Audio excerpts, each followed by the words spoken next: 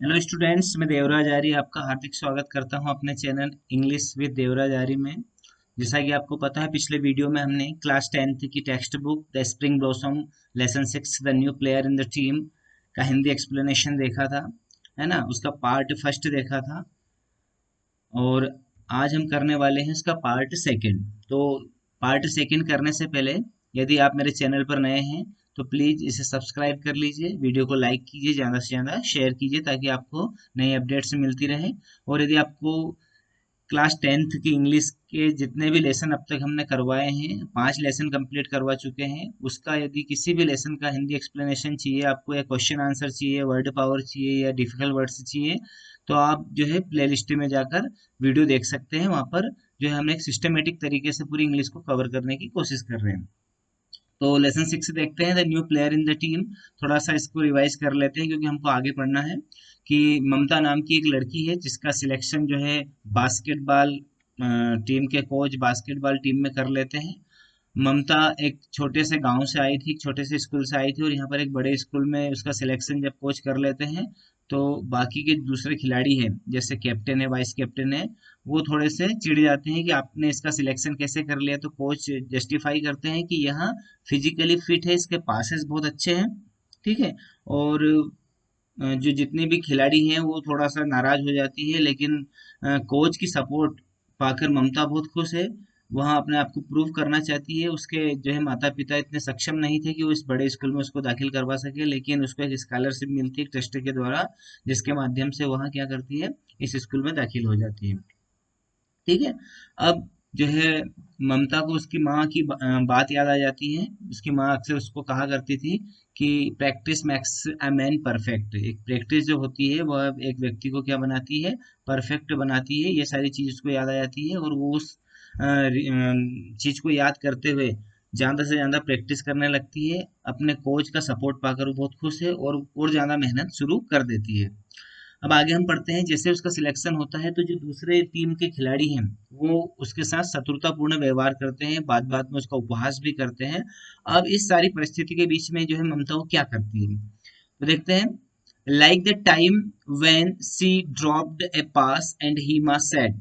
जब वहां कोर्ट के ऊपर यानी मैदान के ऊपर प्रैक्टिस कर रहे थे, उस समय उसके हाथों से एक पास यानी एक दूसरा खिलाड़ी उसको गेंद देता है, वो गेंद गिर जाती है, तो हेमा उससे कहती है, हेमा आपको पता है हेमा कौन है? हेमा जो है वो वाइस कैप्टन है। Do you have butter fingers that you can not even hold the ball properly. क्या तुम्हारी नाजुक उंगलियां हैं जो तुम बॉल को ठीक से नहीं पकड़ पा रही हो, यानी उसको एक टांट मारती है, उसको एक ताना मारती है। और व्हेन रीमा सैड, और रीमा उससे कहती है, रीमा कौन है? कैप्टन है। रीमा भी कहती है, don't try to act nice on the court. Court में यानी कि मैदान पर इतनी अच्छी बनने की नाटक मत करो। It won't get you anywhere. यह तुम्हें कहीं नहीं ले जाएगा। You have to be a fighter to play this game and always be on the offensive. तुम्हें यदि इस खेल को खेलना है तो तुम्हें एक फाइटर बनना पड़ेगा, एक लड़ाकू बनना पड़ेगा, और always be on the offensive, और हमेशा आक्रामक खेल खेलना पड़ेगा। Delicate girls like you have no place on the court. Delicate यानी कि नाजुक लड़कियां, तुम जैसी नाजुक लड़कियों की इस मैदान पर कोई जगह नहीं है। Little did the girls realize that this remarks really brought out the fighter in her. इन लड़कियों को मालूम नहीं था कि ये जो रिमार्क वो कर रही थी, इस रिमार्क के कारण ममता के अंदर का लड़ाकू जाग गया था, यानी कि उसके अंदर इस चीज से वो मोटिवेट हो रही थी, इस चीज से वहां डिस्करेज नहीं हो रही थी, वो इन तानों से इनकरेज हो रही थी, ठीक है। अब 1 मंथ लेटर, 1 महीने बाद, the school organise the annual sports meet. जो स्कूल है उसमें क्या हुआ, एनुअल मीट यानी कि वार्षिक खेलों का आयोजन शुरू हो गया। और वार्षिक खेलों का आयोजन शुरू हो गया तो Mamta wanted to participate in the 400 metre race. Mamta क्या चाहती थी? 400 मीटर की दौड़ में हिस्सा लेना चाहती थी। She was a fast runner, वहाँ एक तेज धावक थी, तेज दौड़ने वाली थी। She used to walk long distance in her town. वह क्या करती थी, क्यों दौड़ना सीख गई थी? क्योंकि उसको अपने कस्बे से स्कूल जाने के लिए लंबी दूरी तय करनी पड़ती थी। पैदल जाना पड़ता था। That had helped her develop strong leg muscles and good stamina, जिसके कारण क्या हो गया था, उसके जो लेग है यानी कि जो पैरों की मांसपेशियां हैं वो बहुत मजबूत बन गई थी। और मजबूत बनने के साथ में उसके अंदर जो स्टेमिना है, यानी जो किसी भी काम को ज्यादा समय तक करने की जो ताकत होती है उसे स्टेमिना कहा जाता है, वो स्टेमिना भी उसका बहुत अच्छा हो गया था। On top of that she was also tall for her age, और इन सबसे बढ़कर एक बात और थी कि वहां उसकी उम्र से थोड़ी बड़ी थी, यानी थोड़ी उसकी हाइट ज्यादा थी, लंबी लड़की थी वो। She would be competing against the school champion, उसको किसके विरुद्ध कॉम्पिटिंग करना था, किसके विरुद्ध प्रतिस्पर्धा करनी थी, school champion who had been winning the race for the past 3 years, जो पिछले 3 वर्षों से रेस जीतती आई थी, उसके खिलाफ उसको दौड़ना था। Most girls laughed at her wish to win the race, अधिकांश लड़कियां उसकी शिक्षा पर भी हंसी थी कि वह रेस जीतना चाहती थी, यानी सब लड़कियां उसके ऊपर हंस रही थी कि तू क्या रेस जीतेगी। आफ्टर ऑल, आखिरकार Mamta had never before participated in a race, क्योंकि ममता ने इसके पहले कभी भी रेस में हिस्सा नहीं लिया था, दौड़ में हिस्सा नहीं लिया था। But she believed in herself, लेकिन उसे अपने आप पर भरोसा था। She knew she could run well, वह जानती थी कि वह अच्छा दौड़ सकती थी। It was just a matter of rigorous practice, वह सिर्फ जानती थी कि यह एक कठोर अभ्यास का मामला है, यानी यदि आप अच्छी कठोर अभ्यास करते हैं तो आप आराम से रेस में दौड़ सकते हैं। And she wanted to win for a very strong reason, और वहाँ रेस जीतना चाहती थी क्योंकि उसके पास इस चीज के लिए एक बहुत ही मजबूत कारण था, यानी एक बहुत मजबूत चीज को वो साबित करना चाहती थी, इसलिए उसको रेस जीतना ही था। क्या था वो मजबूत कारण?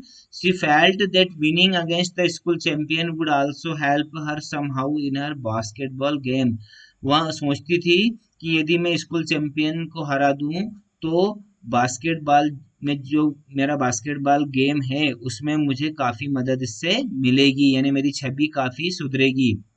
So she started concentrating on her speed when she exercised in the morning, इसलिए उसने क्या स्टार्ट कर दिया, कॉन्सेंट्रेटिंग कर शुरू कर दी, यानी कि एकाग्रता ध्यान लगाना शुरू कर दिया किस चीज के ऊपर, जब वह प्रैक्टिस करती थी, सुबह एक्सरसाइज करती थी तो अपनी स्पीड के ऊपर ज्यादा कॉन्सेंट्रेट करने लग गई, यानी अपनी रफ्तार के ऊपर ध्यान देने लग गई।